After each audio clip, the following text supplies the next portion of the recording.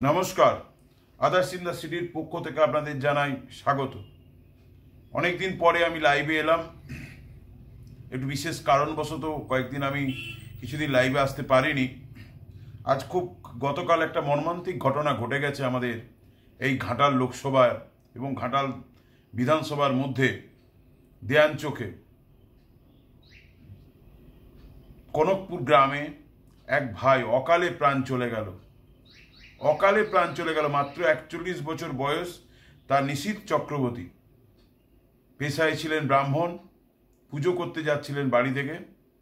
ফেরার পথে কাঠের পোলে ভেতরে তার পা ঢুকে গিয়ে এবং সোজা সে নদীতে পড়ে গিয়ে অকালে 41 বছরের এক যুবককে চলে যেতে হলো। বর্তমান প্রশাসন পুরো উদাসীন। এই প্রশাসন বা এই গভর্নমেন্টের বা নেতৃত্বের কাজ কোথায় দু পয়সা খাবো, দু পয়সা ইনকাম করবো, এই হচ্ছে এদের চিন্তা। দেখুন, অরবিন্দ স্টেডিয়ামে মারপিট করছে, গন্ডগোল করছে ওনারা, কিন্তু এই সাংসদ যিনি কিছুদিন আগে আমাদের কাছে হাত নেড়ে ভাইপোকে নিয়ে বলে গেলেন তিনি কিনা মাস্টার প্ল্যান করে দেবেন, আর যে সাঁকো থেকে বসে পড়ে এই নিশীথ ভাইয়ের জীবনটা চলে গেল। 2020 সালে ঘাটালের সাংসদ শিলান্যাস করেছিল যে ওখানে তিনি পাকার ব্রিজ করে দেবেন। আজকে 20 সাল থেকে হয়ে গেল 24 সালের শেষ, প্রায় 4টে বছর ওখানের মানুষ অপেক্ষায় ছিল। উনি কিনা আবার মাস্টার প্ল্যানের ধোঁকা দেখিয়ে ঘাটাল নাগরিককে বলছে আমি মাস্টার প্ল্যান করে দেবো, পুরো রেডি। এরপরে যদি মাস্টার প্ল্যান আমি না করতে পারি আপনাদের কাছে আর ভোট চাইতে আসবো না। কিন্তু আপনার কাছে একটা কৈফিয়ত রাখতে চাই এই দেববাবুর কাছে, দীপক অধিকারীর কাছে। আপনি ঘাটালে কদিন থাকেন? আপনি কদিন এসেছেন এই ঘাটালে?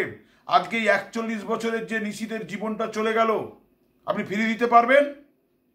আপনার ক্ষমতা আছে, আপনার দলের ক্ষমতা আছে। আপনি একটা অপদার্থ সাংসদ। আপনি যেখানে একটা কাঠের ব্রিজ ভেঙে পাকার ব্রিজ করতে পারেন না, আপনি করবেন মাস্টার প্ল্যান। বড় বড় কথা বলছেন, আপনারা করবেন মাস্টার প্ল্যান। যিনি আমাদের কনকপুরের একটা ব্রিজ করতে পারছেন না, দীর্ঘ আজকে আপনি 12-11 বছরের সাংসদ, আপনি 3-3বারের সাংসদ হয়ে বসে আছেন, যাচ্ছেন প্রতি মাসে পার্লামেন্টের টাকাটা নিচ্ছেন, পকেটে ভরে ঢুকিয়ে দিচ্ছেন, একটা টাকা কোনো প্রপারলি ইউটিলাইজ হচ্ছে না, আর এদিকে মাস্টার প্ল্যানের গল্প দিচ্ছেন, কুমিরের বাচ্চা দেখাচ্ছেন আমার থেকে বারবার। আপনি ফেরত দিতে পারবেন? আজকে প্রতিটা গ্রামবাসীর চোখের জল। আজকে তার পোস্টমর্টম হয়ে যখন বাড়ি ফিরছে বডিটা আমাদের দেখে চোখে জল আসছে। ভাবতে পারেন আপনি কোথায়? আপনাদের দেখা আছে? আপনারা আসবেন, এক্ষুনি ঘোষণা করে দিবেন 5 লাখ টাকা আপনাদের কাছে একটা বডি, লাশের দাম 5 লাখ টাকা, জোর 10 লাখ টাকা, তাও দিবেন কিনা সন্দেহ আছে। 5 লাখ টাকা দিলে আপনি ওই 41 বছরের যুবকের পরিবারটার মুখে হাসি ফোটাতে পারবেন? পারবেন না। আপনারা একটা সাঁকো করতে পারেন না, আপনারা করবেন মাস্টার প্ল্যান। 82টা মৌজাকে আপনারা বন্যা কবলিত এরিয়া থেকে বাঁচাবেন, এই আশা আপনাদের কাছে আমরা করিও না, আপনাদের যারা জীবনে হবে না। যতদিন কেন্দ্র সরকার এবং এই রাজ্য সরকার যৌথভাবে এই সরকার আমাদের পশ্চিমবঙ্গে আসছে, ততদিন কেন্দ্রের এবং রাজ্যের এক সরকার না হচ্ছে কোনো সরকার পারবে না এই মাস্টার প্ল্যান করতে। আমি আজও আপনাদের সামনে বলে গেলাম, বিগত দিনের প্রতিবেদনেও বলেছি, আজকেও বলে গেলাম। আর সবদিকে অবাক ব্যাপার, 2020-তে খুব লজ্জা লাগছে, আপনারা দেখে আসুন, শ্যাওলা পড়ে গেল প্রায় 4 বছর আগে। ডিসেম্বরের তো শেষ হতে যায় আর কদিন পরে। তিনি কিনা করবেন একটা ব্রিজ করতে পারেন না, সামান্য মানুষের পথ চলতি পায়ে হাঁটা একটা ব্রিজ করতে পারেন না, তিনি করবেন মাস্টার প্ল্যান। আজকে সেই পরিবারটা শোকের ছায়া নেমে গেছে গ্রামে। আর উনি টলিউডে বসে আছেন, উনি টালিগঞ্জে বসে আছেন, বিলাসবহুল প্রাসাদে বসে আছেন। ওনারা কি বুঝেন? মাটির মানুষের সাথে মাটির গন্ধ জানেন? একটা চাষি বাড়ির, একটা ব্রাহ্মণ বাড়ির ছেলের কি কষ্ট এরা জানে? এরা টালিগঞ্জে বসে থাকে, টালিপাড়ায়, এরা কি বুঝবে? এরা ঠান্ডা এসি করে থাকে, এরা রোদের রোদের হাল করা চাষির কি গায়ের চামড়াটা কি হয়ে যায় এরা বোঝে? এরা বোঝে না মেহনতি মানুষের পরিশ্রমের কথা, এরা বোঝে না দিন দরিদ্রের কথা। এরা আসে এরমভাবে হাত নাড়ায় বড় বড় গাড়ি থেকে, তারপর চলে যায়। যারা, এবং সবদিকে একটা ইন্টারেস্টিং খবর, যেটা আমি ভিডিওটা আপনাদের দেখাতে পাচ্ছি না কমিউনিটি গাইডলাইনের জন্য, যেহেতু কতগুলো বাই ল আছে আমাদের ফেসবুক এবং ইউটিউবে, সেহেতু আমি আপনাকে ভিডিও ফুটেজটা দিতে পারছি না। যারা নিজের পরিবারকে ঠিক করতে পারে না, তারা করবে জনগণের কাজ। আজকে যদি আমি সুমন মণ্ডল, আমি আমার পরিবারের মধ্যে যদি ঠিক না থাকতে পারি, আমার ছেলে বউ স্ত্রী, আমি আমার নিজের ছেলেকে যদি না গাইড করতে পারি, আমি যদি আমার স্ত্রীকে গাইড করতে না পারি, আমি আমার বাবাকে গাইড করতে না পারি বাড়ির অভিভাবক হিসেবে, তাহলে আমি কি করে আমার এই ওয়ার্ড চালাবো, কি করে আমার নগর চালাবো, আমি কি করে আমার জেলা চালাবো, আমি কি করে আমার রাজ্য চালাবো, আমি কি করে আমার দেশ চালাবো? পারি না। যারা নিজেদের কর্মীদের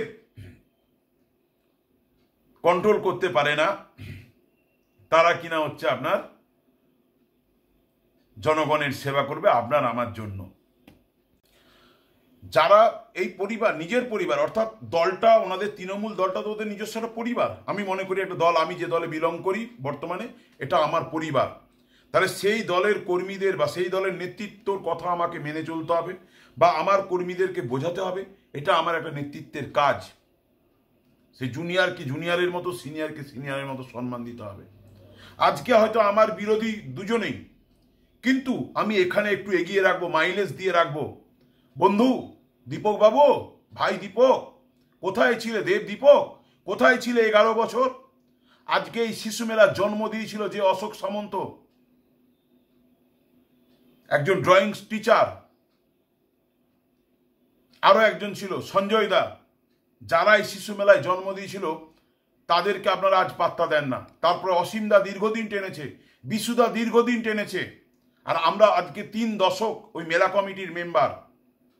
আজকে তো ভয় লাগে আপনাদের ওখানে যাওয়ার আগে নিজস্ব একটা ইন্স্যুরেন্স করে রেখে যেতে হবে, আর মাথায় হেলমেট পরে যেতে হবে, কারণ আপনাদের গাড়িতে করে লাঠি ঢুকে দেখে আমরা অবাক, আমরা ঘাটালবাসী লজ্জিত, আমাদের মাথা হেট হয়ে যাচ্ছে, অবাক লাগছে যে আমরা সদস্য, আমার আই কার্ডটা দেখাতে আমার লজ্জা লাগছে যে আপনারা একটা সামান্য শিশু মেলাকে নিয়ে যেভাবে এই 2 দিন আগে অরবিন্দ স্টেডিয়ামে যা ঘটনা ঘটালেন, আর আপনি ঘুরিয়ে ফিরিয়ে আপনার দলেরই এক নেতা শঙ্করবাবুকে দোষারোপ করছেন। উনি আমার বিরোধী হলেও উনি কিন্তু দিন রাত এখানে থাকেন, কাজ করেন, আপনার তো তাও মানুষ দেখা পায় না, আপনার তাও দেখা পায় না।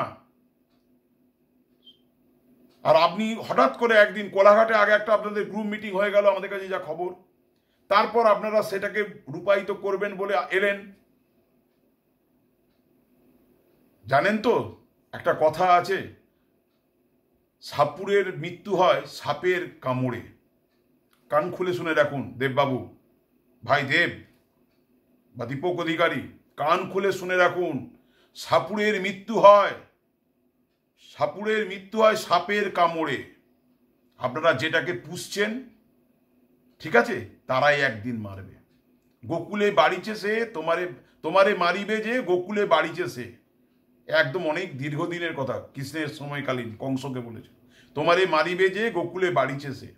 তার প্রতিফলন আমরা অরবিন্দ স্টেডিয়ামেই দেখতে পেয়ে গেলাম। আপনাদের 2 ভাই, বর্দার চৌকান থেকে এক গোষ্ঠী আর দাসপুর থেকে এক গোষ্ঠী, কিভাবে গাড়ি ভর্তি ডান্ডি নিয়ে এসে কিভাবে একজন এক্স এমএলএ এবং জেলা পরিষদের মেম্বার এবং একজন সাংসদের সামনে কি চললো প্রহসন, কি মারপিট, হাতাহাতি, রক্তাক্ত করে। আজকে হসপিটালে 8-10 জন ভর্তি, যা খবর পাচ্ছি। এইটা আমাদের ঘাটালের মানুষ। আমরা রাজনীতি যে যার করি, কিন্তু একটা সাডেন টাইমের পর রাজনীতিকে সাইডে রেখে আমরা কিন্তু চায়ের টেবিলে একসাথে বসতাম। এই জিনিস আমাদের মধ্যে কিন্তু এই বিগত 5 বছর আগে বা 7 বছর আগে এই জিনিস ছিল না। আপনারা যে জিনিসটা তৈরি করছেন, ঘাটালে যে যা রাজনীতি সে তার করতো, রাজনীতি মিটে যেত, ভোট গণনা মিটে যেত, 2 দিন 3 দিন প্রত্যেকের মধ্যে একটা উত্তেজনা থাকতো।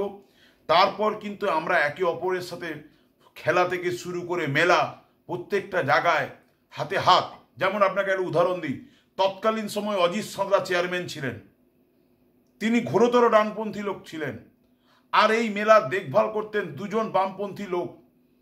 তার মধ্যে একদম কঠোর বামপন্থী ছিলেন 2 জন, একজন হচ্ছে আমাদের বিশুদা বলে পরিচিত শিক্ষক বিশ্বনাথ অধিকারী মহাশয়, আর 2 ছিলেন আরেক শিক্ষক অসীম দাস মহাশয়।